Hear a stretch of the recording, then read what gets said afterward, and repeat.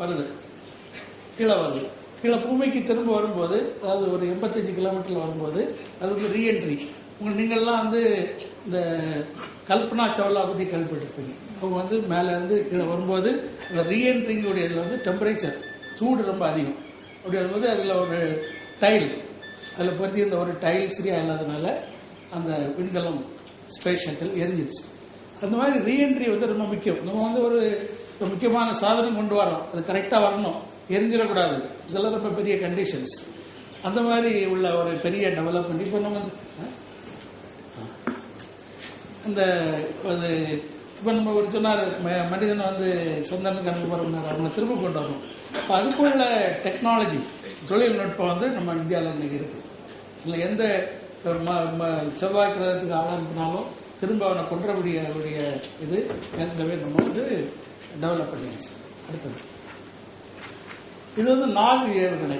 நாகினுடைய ஏவுகணை வந்து ஒரு டேங்க்ல இருந்து இன்னொரு டேங்க் இருக்கக்கூடியது. டேங்கை டிஃபீட் பண்ணணும் அப்படின்னாக்கா, இது வந்து சாதாரணமாட்டு அமெரிக்கா மற்ற நாடுகள்லாம் பண்ணது அப்படின்னாக்கா, ஒரு டேங்க்ல இருந்து ஸ்ட்ரைட்டா போகும், நேரே போய் அடிக்கும்.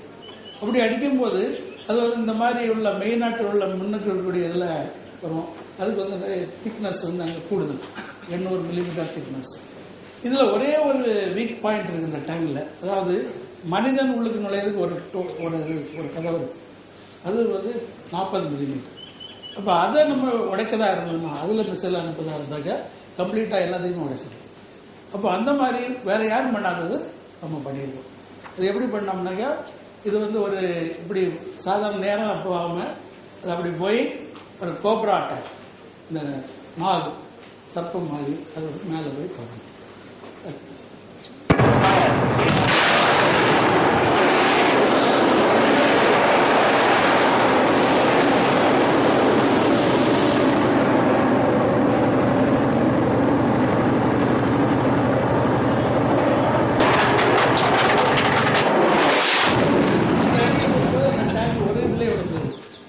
அமெரிக்காவில் அவங்கள்ட்ட எல்லாம் இது மாதிரி இந்த ஆன்டி டேங்க் மிசைல் பண்ணியிருக்காங்க. அதில் ஒரு 4-5 பண்ணாதான் அந்த டேங்க் உடையும். நம்ம இது ஒரு இதில் உடைச்சிடலாம். அதாவது புது விதமான நினைவுகள், நம்ம வந்து ஒரு ஐடியா கான்செப்ட் ஊற்றுனாக்கா நம்ம மற்றவங்கள வந்து மற்றவங்களுக்கு முன்னோடியாக இருக்க முடியும். இப்படி ஒவ்வொரு துறையிலையும் ஒவ்வொரு டெக்னாலஜியும் தொழில்நுட்பங்களையும் வந்து நம்ம நாட்டிலேயே நம்ம பண்ணி இன்னைக்கு வந்து எல்லா தொழில்நுட்பங்களில் உள்ள அறிவு நம்மகிட்ட இருக்கு. அடுத்து இந்த தொழில்நுட்பம் வந்து இந்த மாதிரி ஏவுகணைக்கு மாத்திரம் இல்லை. இப்போ இந்த இதை பார்த்தீங்கன்னா, அந்த இல்லை இது காலில் பார்த்தீங்கன்னாக்கா, இப்போ வந்து இந்த போலியோ இந்த சிறுமி, அப்போ அந்த அவளுக்கு வந்து சாதாரணமாக பிரயோஜனப்படுத்துறது வந்து 3 கிலோகிராம், இது வந்து 300 கிராம். 3 கிலோகிராம்ல 300 கிராம். இப்போ வெயிட்டே இருக்காது. அப்போ இந்த மிசைலினுடைய ஏவுகணையினுடைய காம்போசிட் மெட்டீரியலை யூஸ் பண்ணி அதை பண்ணியிருக்காங்க. இது வந்து 30,000 குழந்தைகளுக்கு கொடுத்துருவாங்க. அதுவும் தமிழ்நாட்டில இருந்து ஒரு 8,000 குழந்தைகள் இதில் பெனிஃபிட் பண்ணியிருக்காங்க. இது மாதிரி ஒவ்வொரு இதுலையுமே ஒவ்வொரு தொழில்நுட்பத்தையும் ஒவ்வொரு துறைக்கும் எப்படி நம்ம பயன்படுத்தலாம், ஒவ்வொருத்தருக்கு என்ன மாதிரி. இது வந்து இந்த சர்ஜரி, பிரெயின் சர்ஜரி, இது வந்து கண் பார்வையை கூட்டுறதுக்கு. இது வந்து ரேடியேஷன் இருந்தாக்கி அதை எப்படி தடுக்கிறது. இது வந்து இந்த எர்த்குவேக், குஜராத்தில் எர்த்குவேக் வரும்போது இதை யூஸ் பண்ணணும். இது வந்து சப்மரீன் டிடெக்ட் பண்ணக்கூடிய இன்ஸ்ட்ருமெண்ட், ஹைட்ரோஃபோன்.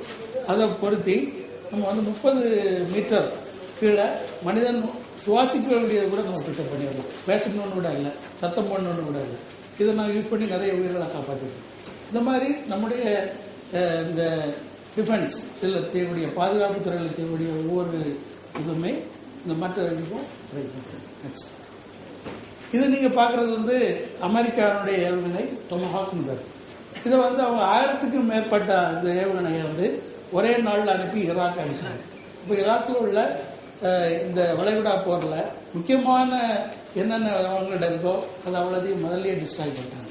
அதுக்கு பிறகுதான் அந்த பாம்பிங் அதெல்லாம் ஆரம்பிச்சது.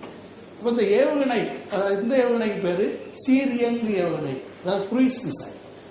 இந்த மிசைலுக்கு வந்து ரொம்ப பெரிய இது இருக்கு. ஆனால் இந்த குரூயிஸ் மிசைல் நாங்கள் முதல் திட்டத்தில் 5 உங்கள்கிட்ட சொன்னேன். இந்த 5ல் இந்த குரூயிஸ் மிசைல் இல்லை. இது வந்து 91 இந்த வாருக்கு பிறகுதான் நாங்கள் வந்து இந்த குரூயிஸ் மிசைல் செய்யணும்னு நினைச்சோம். அடுத்தது இதுக்கு வந்து ஒரு கூட்டு முயற்சி, 1998 சைன் பண்ணோம் ரஷ்யாவோட. இந்தியாவும் ரஷ்யாவும் சேர்ந்து அவங்க ரஷ்யா என்ன பண்ணணும், நாங்கள் என்ன பண்ணோம்னு சொல்லி போட்டோம். அப்போ வந்து மற்றவங்களுடைய உலகத்தில் இருக்கக்கூடிய எல்லா விதமான குரூஸ் மிசைல்ஸ் வந்து அதனுடைய ஸ்பீட் வந்து நம்முடைய சத்தத்தினுடைய ஸ்பீடோட பரவும். சத்தனுடைய ஸ்பீடோட பரவும். அதாவது speed of sound 330 metre per second. அதை விட பரவும் எல்லா மிசைல், எல்லா ஏவனையும் உலகத்தில் இருக்கக்கூடியது. அப்போ நாங்கள் பண்ணது வந்து சத்தத்தை விட 3 மடங்கு கூடுதல். அதாவது 1 கிலோமீட்டர் பர் செகண்ட் அந்த மாதிரி ஸ்பீட் பண்ணக்கூடியதாக நாங்கள் டெவலப் பண்ணியிருக்கோம். இந்த மாதிரி ஃபாஸ்டாக உள்ளது வேற யார்ட்டையும் இல்லை, உலகத்தில் வேற யார்ட்டையும் இல்லை, இந்தியா ரஷ்யா வந்தாங்க. அதுக்கு இந்தியாவிலேருந்து உள்ள பண்ணது முக்கியமாக உள்ளது இந்த கைடன்ஸ். எப்படி அதை கைட் பண்ணி டார்கெட்டில் கொண்டு போகக்கூடியது இந்தியாவுடைய பொறுப்பு. எப்படி அந்த ஸ்பீடை கொடுக்கறதுன்றது ரஷ்யாவுடைய பொறுப்பு. நெக்ஸ்ட் இப்போ வந்து இந்த ஏவுகணை பிரம்மோஸ் கூடியது பிரம்மபுத்திரா மாஸ்கோவா 2 ரிவருடைய பேரை சேர்த்துருக்கோம். கப்பல் படைகள் எல்லாம் சேர்த்தாச்சு. அது மாதிரி தரைப்படையிலையும் இருக்கு. பலவிதமான தளவாடங்கள், பலவிதமான பாதை. அது 5 மீட்டர் உயரத்துலையும் போகும், 15 கிலோமீட்டர் உயரத்துலையும் அது அனுப்பலாம். அப்படிப்பட்டது. அது மாதிரி எந்த டார்கெட், எப்படிப்பட்ட டார்கெட் வேணாலும் பண்ணலாம், எந்த விதமான சூழ்நிலையிலும் செய்யலாம். எல்லாம் ஒரே ஏவுகணை வச்சு இதெல்லாம் பண்ணது முதல் தடவையாட்டு உலகத்தில் பண்ணது நம்ம. அடுத்து இப்போ வந்து இந்த அமெரிக்காவில் இருக்கக்கூடிய டொமஹாக் நம்ம எதையும் கம்பேர் பண்ணாக்கா அவங்களுடைய ஸ்பீட் வந்து வேகம் 0.8 மார்க் நம்பர். நாங்கள் வந்து 2.8 மார்க் நம்பர். அதாவது மார்க் நம்பர்னா ஸ்பீட் ஆஃப் சவுண்டுடைய ஸ்பீட். அது நம்மளுடைய நேரம் வந்து 1/3. அது முக்கியமாக உள்ளது வந்து இந்த kinetic energy, kill power, destructive power கொடுக்கக்கூடியது கைனட்டிக் எனர்ஜி. கைனட்டிக் எனர்ஜி வந்து நம்ம வந்து 9 டைம்ஸ். அதாவது ஸ்பீடு 3 டைம்ஸ் இருக்கும்போது வெலாசிட்டி ஸ்கொயர், ஸ்பீடுடைய ஸ்கொயர் தான் இது சக்தி. அது 9 டைம்ஸ். இன்னைக்கு உலகத்துலேயே நம்ம வந்து நம்பர் 1 பொசிஷனில் இருக்கிறோம் இந்த ஸ்பீடுடைய கம்பேரிசனால. அந்த டொமஹாக் வந்து இப்போ நம்ம ஒரு மிசைல் அனுப்பி ஒரு டார்கெட்னா அவங்க 2 மிசைல் அனுப்பினாலும் அந்த இதை பண்ண முடியும்.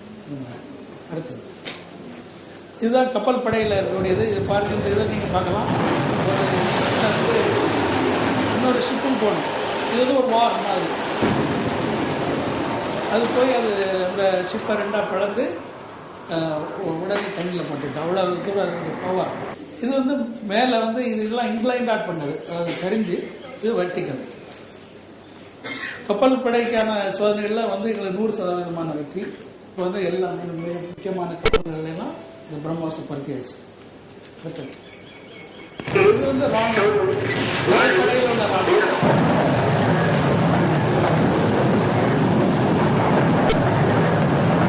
இலக்கை தாக்கணும், கரெக்டான இலக்கை தாக்கணும். இலக்குங்கிறது இதுதான். இந்த ட்ரையாங்கிள்குள்ள அது வந்து போய் இதுதான் ப்ரிசிஷன், துல்லியம். Speed, precision, power. இந்த 3ல வந்து மற்ற நாடுகள்.